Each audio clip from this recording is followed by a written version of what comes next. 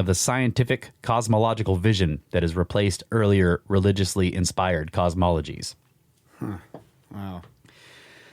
It is significant that for Andrew Carnegie and others like him, the impulse to charity, traditionally directed towards social welfare, religion, hospitals, and general education, was now being channeled into scientific research, laboratories, and observatories. This reflected the dominant position that science and its worldview, including evolution, were coming to occupy in society, particularly within the minds of its wealthiest and most influential members, many of whom saw science as the best hope for human progress. John C. Merriam, president of the Carnegie Institution, believed that science had contributed very largely to the building of basic philosophies and beliefs, and his support for von Koenigswald's fossil hunting expeditions in Java should be seen in this context. A foundation like the Carnegie Institution has the means to use science to influence philosophy and belief by selectively funding certain areas of research and publicizing the results. The number of matters which might be investigated is infinite, wrote Merriam, but it is expedient in each period to consider what questions may have largest use and furtherance of knowledge for the benefit to mankind at that particular time. The question of human evolution satisfied this requirement. Having spent a considerable part of my life in advancing studies on the history of life, said Merriam, I have been thoroughly saturated with the idea that evolution, or the principle of continuing growth and development, constitutes one of the most important truths obtained from all knowledge. By training a paleontologist, Merriam was also by faith a Christian. But his Christianity definitely took a back seat to his science. My first contact with science, Merriam recalled in a 1931 speech, was when I came home from grammar school to report to my mother that the teacher had talked to us for 15 minutes about the idea that the days of creation described in Genesis were long periods of creation and not the days of 24 hours. My mother and I held a consultation, she being a Scotch Presbyterian, and agreed that this was rank heresy. But a seed had been sown. I have been backing away from that position through subsequent decades. I realize now that the elements of science, so far as creation is concerned, represent the uncontaminated and unmodified record of what the Creator did. Having dispensed with scriptural accounts of creation, Merriam managed to turn Darwinian evolution into a kind of religion. At a convocation address at the George Washington University in 1924, Merriam said of evolution, "There is nothing contributing to the support of our lives in a spiritual sense that seems so clearly indispensable as that which makes us look forward to continuing growth or improvement." He held that science would give man the opportunity to take on a godlike role in guiding that future development. Research is the means by which man will assist in his own further evolution, said Merriam in a 1925 address to the Carnegie Institution's Board of Trustees. He went on to say, "I believe that if man had open to him a choice between further evolution directed by some being distant from us, which would merely carry him along with the current, or as an alternative could choose a situation in which that outside power would fix the laws and permit him to use them, man would say, I prefer to assume some responsibility in this scheme. According to the ancient story," Merriam continued, "man was driven from the Garden of Eden lest he might learn too much. He was banished so that he might become master of himself. A flaming sword was placed at the east gate, and he was ordered to work to till the ground until he could come to know the value of his strength. He is now learning to plow the fields about him, shaping his life in accordance with the laws of nature. In some distant age, a book may be written in which it will be stated that man came at last to a stage where he returned to the garden and at the east gate seized the flaming sword, the sword that symbolized control, to carry it as a torch, guiding him to the tree of life. Seizing the flaming sword and marching to take control of the tree of life. One wonders if there would be enough room in Eden for both God and a hard-charging scientific superachiever like Merriam." Back to Java. Armed with Carnegie grant money, von Koenigswald returned to Java in June of 1937. Immediately upon his arrival, he hired hundreds of natives and sent them out in force to find more fossils. And more fossils were found. But almost all of them were jaw and skull fragments that came from poorly specified locations on the surface. This makes it difficult to ascertain their correct ages.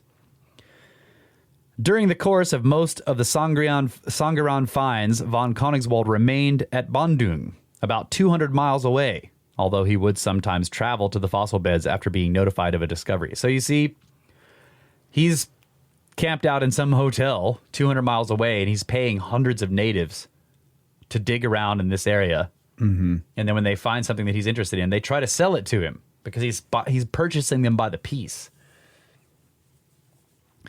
In the fall of 1937, one of von Koenigswald's collectors, Atma, mailed him a temporal bone that apparently belonged to a thick, fossilized hominid cranium. This specimen was said to have been discovered near the bank of a river named the Kali Gemero, at the point where it breaks through the sandstone of the Kabu Formation at Sangaran. Von Koenigswald took the night train to central Java and arrived at the site the next morning. "We mobilized the maximum number of collectors," stated von Koenigswald. "I had brought the fragment back with me, showed it round, and promised 10 cents for every additional piece belonging to this skull. That was a lot of money. For an ordinary tooth brought in only a half a cent. We had to keep the price low because we were compelled to pay cash for every find.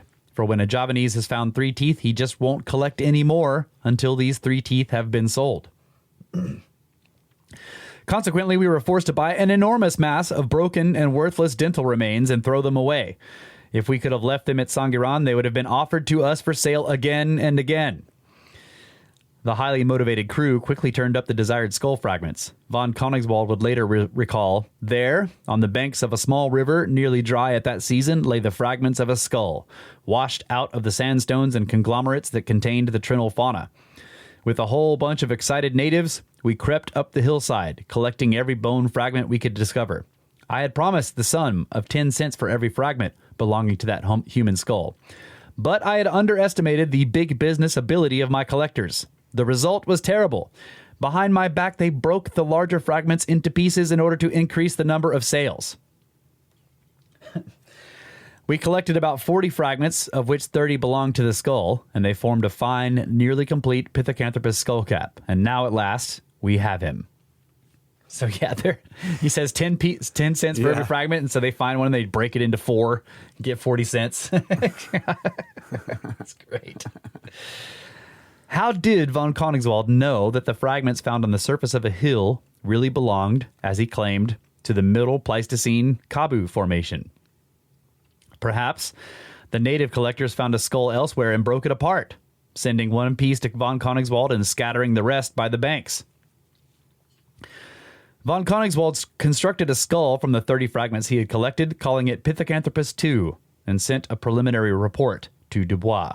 The skull was much more complete than the original skull cap found by Dubois at Trinal. Von Koenigswald had always thought that Dubois had reconstructed his Pithecanthropus skull with too low a profile, and believed the Pithecanthropus skull fragments he had found allowed a more human-like interpretation. Dubois, who by this time had concluded his original skull was merely a fossil ape, disagreed with von Koenigswald's reconstruction and published an accusation that he had indulged in fakery.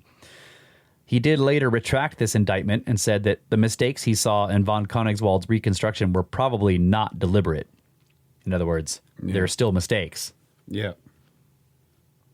But von Koenigswald's position was gaining support. In 1938, Franz Weidenreich,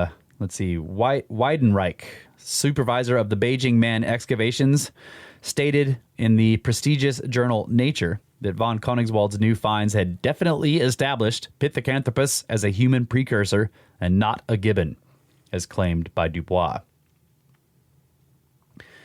In 1941, one of von Koenigswald's native collectors at Sangaran sent to him at Bandung a fragment of a gigantic lower jaw.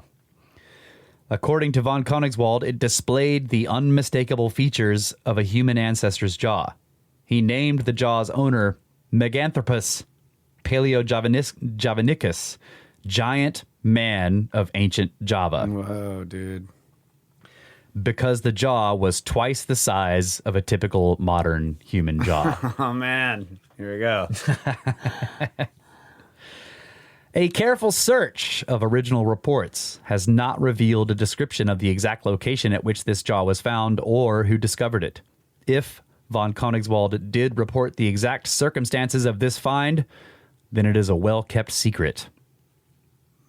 He discussed Meganthropus in at least 3 reports. However, in none of these did he inform the reader of the details of the fossil's original location. All he said was that it came from the Punjangan Formation, but no further information was supplied. Hence, all we really know for certain is that some unnamed collector sent a jaw fragment to von Koenigswald. Its age, from a strictly scientific standpoint, remains a mystery. Meganthropus, in the opinion of von Koenigswald, was a giant offshoot from the main line of human evolution. Von Koenigswald had also found some large, human-like fossil teeth, which he attributed to an even larger creature called Gigantopithecus. According to von Koenigswald, Gigantopithecus was a large and relatively recent ape. But after examining the Meganthropus jaws and the Gigantopithecus teeth, Weidenreich came up with another theory. He proposed that both creatures were direct human ancestors. According to Weidenreich, Homo sapiens evolved from Gigantopithecus by way of Meganthropus and Pithecanthropus. Each species was smaller than the next. Most modern authorities, however, consider Gigantopithecus to be a variety of ape living in the middle to early Pleistocene and not directly related to humans. The Meganthropus jaws are now thought to be much more like those of Java Man, Homo erectus, than von Koenigswald originally believed. In 1973, T. Jacob suggested that Meganthropus fossils might be classified as Australopithecus. This is intriguing because, according to standard opinion, Australopithecus never left its African home. So those tidbits there, I'm just like, wait a minute. They're finding evidence of giants along with these other fossil or relict hominids. And that just made me wonder if this is part of the reason why maybe all these giant remains disappeared from here, because if it's sort of if it has been in part accepted that Meganthropus might be Australopithecus and there are possible giant versions of them, Australopithecus can't be over here. That's right.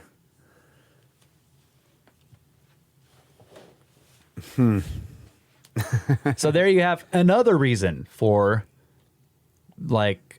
people who conform to the standard model to want to erase giant skeletons. In other words, large skeletons have been found before they've attempted to place these giant versions into the human ancestry model of Darwinian evolution. Right, and they need to be really old in order to do that. That's right. So they can't be here. And they can't be this recent. Yeah, right. Even if they may not be recent from here, but yeah, they can't be over here. You can't find Meganthropus in the Americas. Wow, yep, seems like a possibility. Yep. Another one to add on to the possible reasons. All right. Later discoveries in Java. Meganthropus was the last major discovery reported by von Koenigswald, but the search for more bones of Java Man has continued up to the present. These later finds, reported by P. Marks, T. Jacob, S. Sartano, and others, are uniformly accepted as evidence for Homo erectus in the Javanese Middle and Early Pleistocene. Like the discoveries of von Koenigswald, these fossils were almost all found on the surface by native collectors or farmers. Wow. For example, T. Jacob reported that in August of 1963, an Indonesian farmer discovered fragments of a fossilized skull in the Sangrian area while working in a field. Sangrian. When assembled, these skull fragments formed what appeared to be a skull similar to the type that is designated as Homo erectus. although Jacob asserted that this skull